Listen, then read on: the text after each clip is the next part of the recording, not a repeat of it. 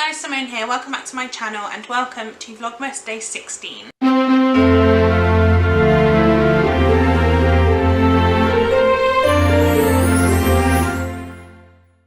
So I can't believe we're already on Day 16, it's amazing, but today I'm going to be filming the Pixar Movie Book Tag, and I wasn't tagged to do this, but I really liked the questions on it and I thought it was just a bit of fun, so yes, I thought I would do the video. And there are 10 questions based on 10 of Pixar's best movies, and yeah, let's get started. I should just say the original of this I think was by Matt from the channel ThisIsMe.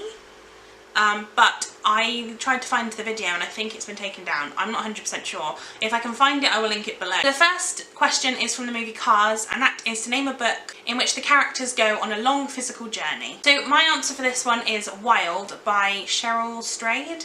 I actually really did not like this book, but she does go on a very long journey. This follows, it's a true story with Cheryl Strayed. She actually walked the Pacific Crest Trail. I don't know how far it is, but it's a really long way, and as far as I know, she, like I said, walked the whole thing, so yeah, that is obviously quite a long journey. Question number 2 is Inside Out, and this is to name a book about the mind. So for this one I have picked the book Before I Go to Sleep by S.J. Watson, which is a psychological thriller about a woman who has severe amnesia, and she wakes up every day not knowing who she is and can't remember anything that's happened to her before, and she sort of starts to realise that perhaps the person that she's living with, who says he's her husband, perhaps is not what he says he is.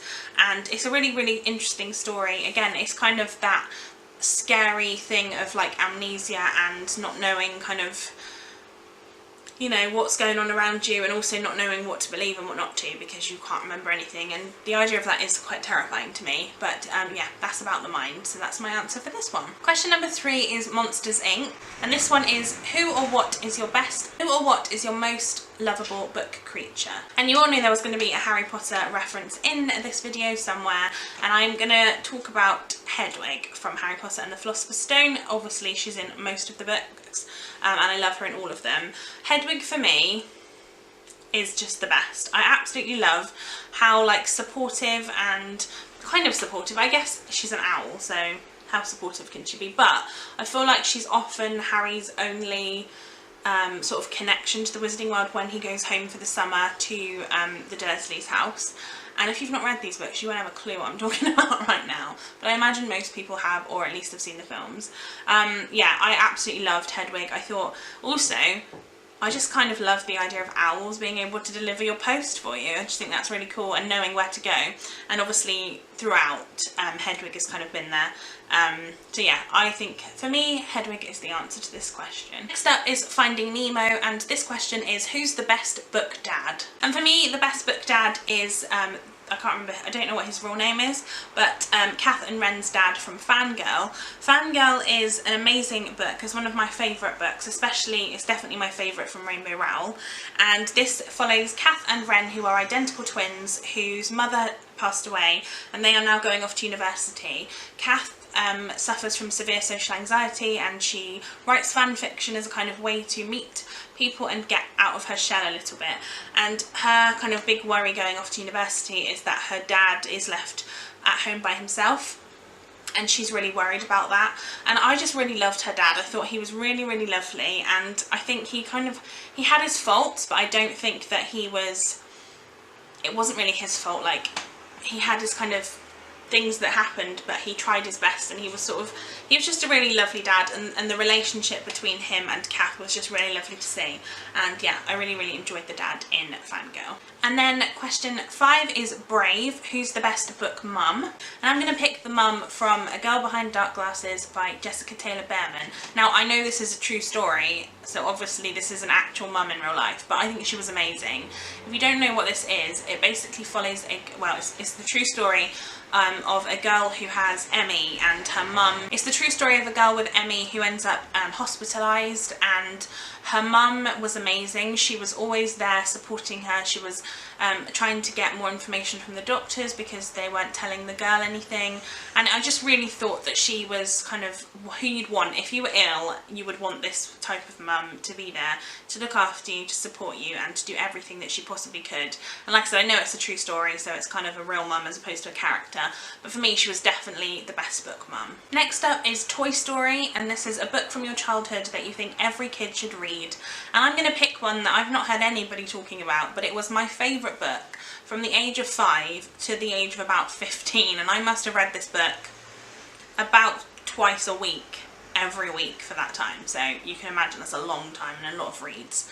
But it is Shadow the Sheepdog by Enid Blyton. I don't know if I've talked about it much on this channel before actually, but it is honestly was my favourite, and I don't want to read it now because I'm scared that I'll read it and not like it.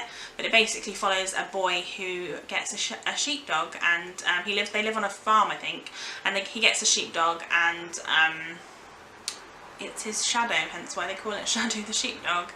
But yeah, it's a great story with a dog in it, and it's really, really heartwarming, and it's definitely a book I think every child should read. Next up is The Incredibles, and the question is, if you could have any superpower or ability, what would it be and why? No, I would love to have the power of Sabrina from Sabrina the Teenage Witch, the TV show, not the new one because I haven't watched that yet, but the old one, because I loved the fact that she could in the morning get up and do her hair in any way by literally like ding, and her hair would change and her outfit would change.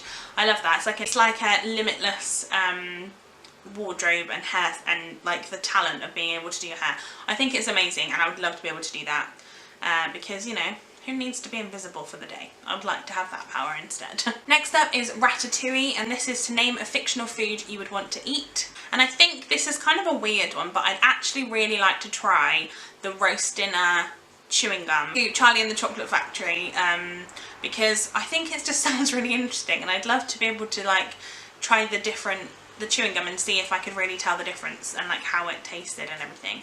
I really like that. I just think it's a really cool idea. Also, that's a way to eat food and not get fat. Next up is Up, and this is a book that made you cry, and I should say Up made me cry a lot. That movie, heartbreaking. And for that one I'm going to go for another non-fiction book, and that is When Breath Becomes Air by Paul Kalanithi, which was written by Paul Kalanithi, who was a neurosurgeon who, after like 10 years of training, was about to be fully qualified, and then he was diagnosed with, I believe, spinal cancer and lung cancer. I can't remember exactly, but it was terminal, and he wrote this story as a kind of like the meaning of life and how it affects you, and also the difference between like treating patients and being a patient yourself. And this book was heartbreaking because, and it's not a spoiler because it says on the back, but he actually passed away before he could finish writing the book, and so the end has a like a epilogue from his wife writing about that, and they have a baby in part of this book, so obviously you know that this baby's not going to end up with a dad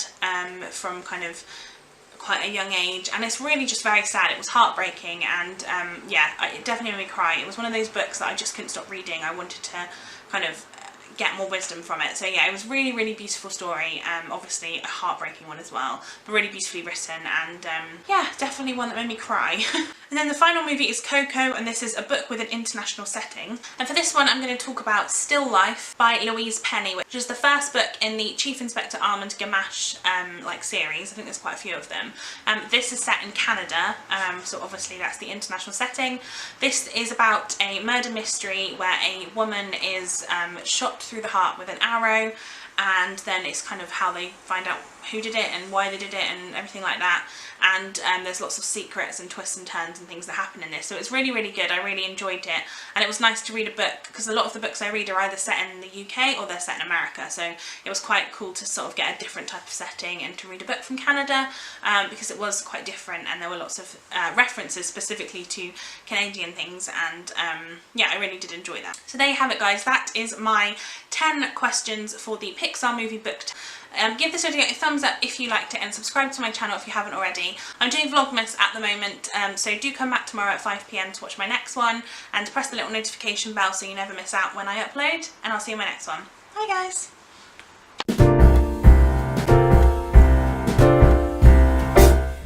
We wish you a Merry Christmas. We